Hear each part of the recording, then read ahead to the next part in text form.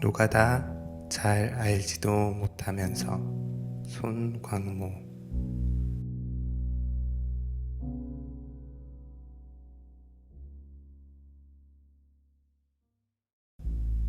잘 알지도 못하면서 허공에 푸념한다.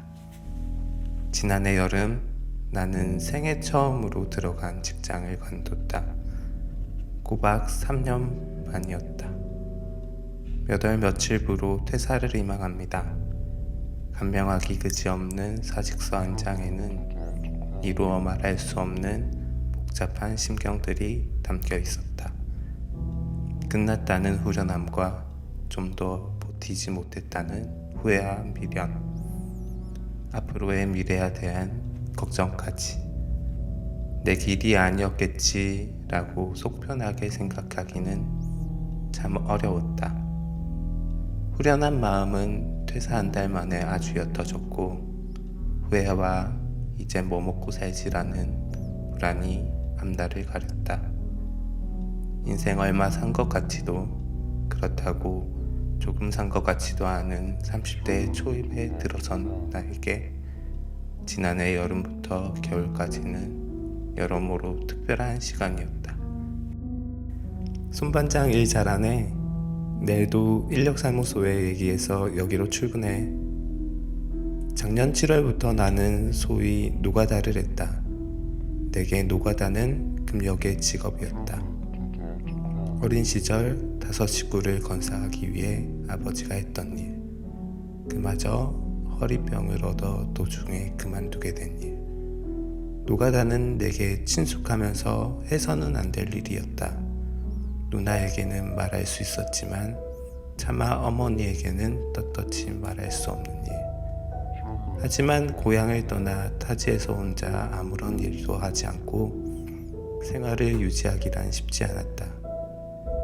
미처 여름이 다 지나가기 전에 알량해지는 통장 잔고를 보면서 좀 더 현명하게 대사하지 못한 몇 개월 전의 나를 후회했다. 이제 뭐 먹고 살지도 다시 정해야 하는데 돈이 없었다. 그래서 시간이 없었다. 자발적으로 퇴사하면 실업급여를 받지 못한다니. 그저 자발적이라고 줄여버리기에는 아무래도 억울한 마음이 앞섰다. 도저히 버티기가 어려워 떠난 것도 나의 자유의지라고 봐야 할까? 고용노동부는 어떤 사람이 어쩌다 일을 그만두었는지, 그만둔 이후 생활은 어떠한지 등등 그 구구절절한 사정에 대해서는 관심이 없다. 실업급여는 누군가에는 생명줄과 같고 또 누군가에게는 좀 더 안정된 미래를 준비할 수 있게 하는 믿는 구석이기도 하다. 그러나 실업급여를 받을 수 있는 사람은 오직 말 잘 듣는 노동자다. 하루에도 몇 번씩 직장을 때려치우는 상상을 하는 사람도 자발적 퇴직이 아니라 공고사직 처리를 받기 위해 퇴직하는 마지막 순간까지 좋게 일하고 나가곤 한다. 실업급여 3개월이면 못해도 500만 원인데 왜 나는 그게 비굴함이 아니라 현명함이란 걸 몰랐을까? 잘 알지도 못하면서 푸념이 또 쌓인다. 그런 내게 노가다는 참 딱 맞는 일이었다. 목표는 90일이었다. 일용직 고용보험 가입 일수가 90일이면 실업급여를 받을 수 있었다. 매일매일 일하지 않아도 된다는 점도 매력적이었다. 일하지 않는 날은 앞으로의 진로를 탐색하리라. 쿠팡에서 안전화와 목장갑, 여름 작업복, 목도시, 각방 등을 사고 건설업 기초 안전 교육을 받는 데까지 20만 원이 들었다. 이틀이면 본전 뽑는다. 첫 출근 이후에도 이 정도면 괜찮은데 하는 생각이 들었다. 새벽 일찍 집을 나서긴 했지만 4시 반 정도면 마쳤고, 무엇보다 일당이 바로바로 통장에 꽂히는 쾌감은 월급 날만 손꼽아 기다리는 여타 직장인이 느낄 수 없는 것이었다. 소개비와 이대 보험비를 제하고 수중에 떨어지는 돈은 12에서 13만 원. 계산해 봤을 때 평일 다 일하고 토요일 몇 번만 일하면 경력이 1천한데도 불구하고 이전 직장에서 받는 월급보다 더 많은 돈을 벌었다. 나는 무엇하러 악착같이 대학에 가고 힘겹게 취업을 했을까? 이것이 딱 한두 달 차 초보의 생각이었다. 젊은 사람이 왜 노가다를 해? 노가다판에서 20, 30대는 희귀하다. 나이 지긋한 수십 년 경력의 반장님들은 쏘아붙이듯 물어본다. 잠시 하는 거예요 라고 말하지 않으면 잠시만 하고 다른 일 해 라는 대답이 돌아온다. 나름 괜찮은데 왜 그렇게 물어볼까? 겨울이 들어설 때쯤 깔깔이가 뭔지 다시 안 물어봐도 될 때쯤 초보티를 갓 벗었을 때 나는 반장님들의 조언이 텃세가 아니라 진심이었다는 것을 깨달았다. 사람의 몸은 참 신비롭다. 처음에 호기롭던 계획과는 달리 점점 일하는 반장님들과 일상이 비슷해져 갔다. 늘 시큰한 땀냄새와 술냄새가 함께였던 아버지의 저녁상이 이해가 갔다. 술을 좋아해서 매일 술을 마시는 게 아니었다. 매일같이 무엇을 하기 위해서는 대단한 의지가 있거나 혹은 그 무엇이 일상에 반드시 필요한 것이어야만 했다.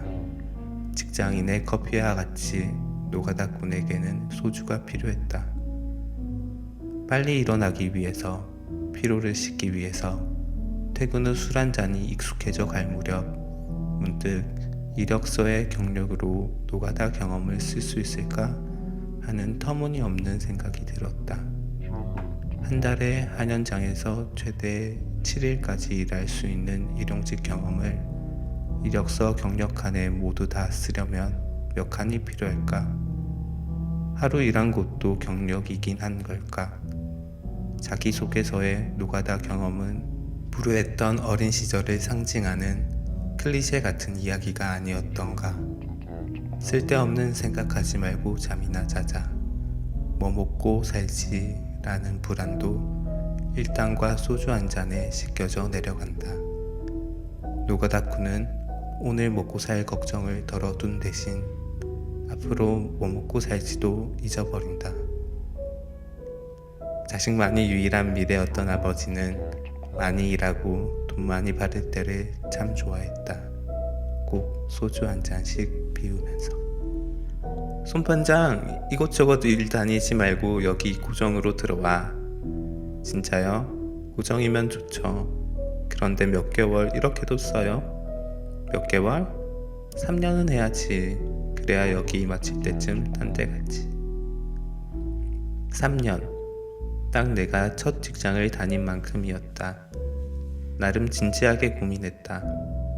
노가다 3년 이후에 무엇이 남을까? 몸 쓰는 일이 체질에 맞는 것도 같은데 꼭 제대로 건설 직종에 뛰어든다면 어떨까? 여러 고민을 하던 중 눈발이 매섭게 휘날리는 겨울이 찾아왔다. 늘 나를 많이 챙겨주셨던 마음씨 좋던 아버지뻘 반장님의 한 이야기가 내 결정에 도움을 줬다. 야, 너 조심해야 돼. 어디 가서 반장이 일용직 애들한테 뭐 시키잖아. 그거 하란 대로 다 하지 말고 좀 위험하다 싶으면 못하겠다고 버텨. 괜찮아. 어차피 일용직인데. 야, 너 사고가 왜 나는지 알아? 일할 줄 모르는 반장이 반장 달아서 못 모르고 일용직 애들한테 시키니까 그런 거야. 그런 경우 많아. 특히 겨울에는 얼지 말라고 땅에 보양을 해두거든.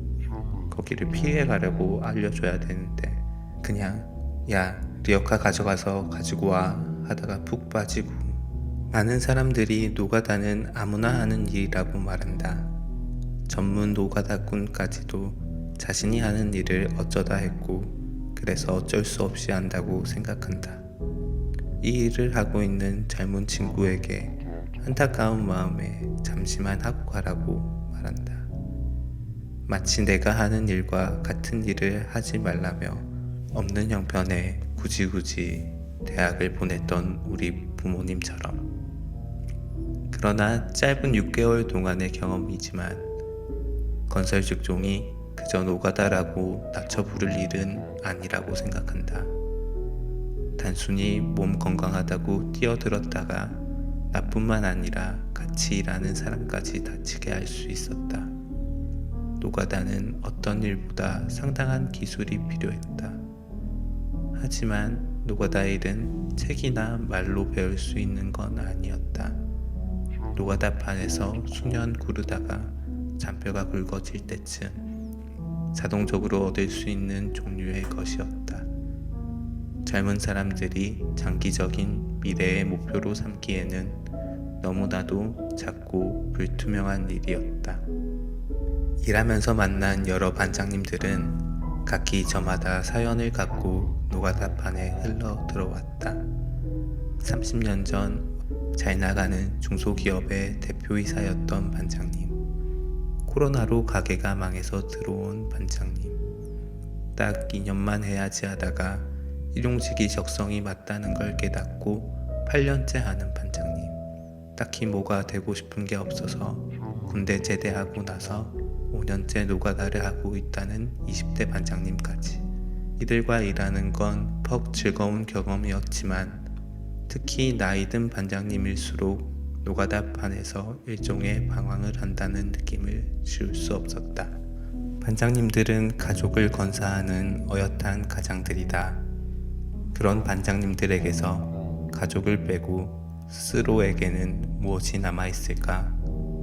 똑같은 돈을 받아도 일을 잘하는 반장님을 인정하고 그래서 더 일을 잘하려 하고 또 효율적으로 일하는 방법에 있어서 서로 언성을 낮추지 않는 반장님들의 모습을 보면서 반장님들의 자존심은 그래도 내 가족을 먹여 살리는 나의 일, 노가다에서 나오는 게 아닌가 생각해 본다.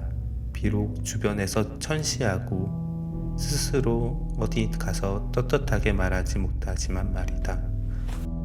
2023년이 되면서 나는 경기도 일산에서의 생활을 접고 고향인 부산으로 내려왔다. 건설 직종은 아니지만 또 다른 일을 하기 위해 또다시 학교에 들어가기로 했다. 그렇게 됐습니다. 3년 반 만에 집으로 돌아와 아버지와 소주 한잔 하면서 퇴사 후 어떤 일이 있었는지 짤막하게 전했다. 그래, 서울 생활 쉽지 않지? 짠. 소주잔이 부딪히고 식도를 타고 넘어간다. 무뚝뚝한 부자 사이로 대화 소리보다 텔레비전 소리가 더 크게 들린다. 그날은 평소보다 술병을 조금 더 많이 비운 듯 했다.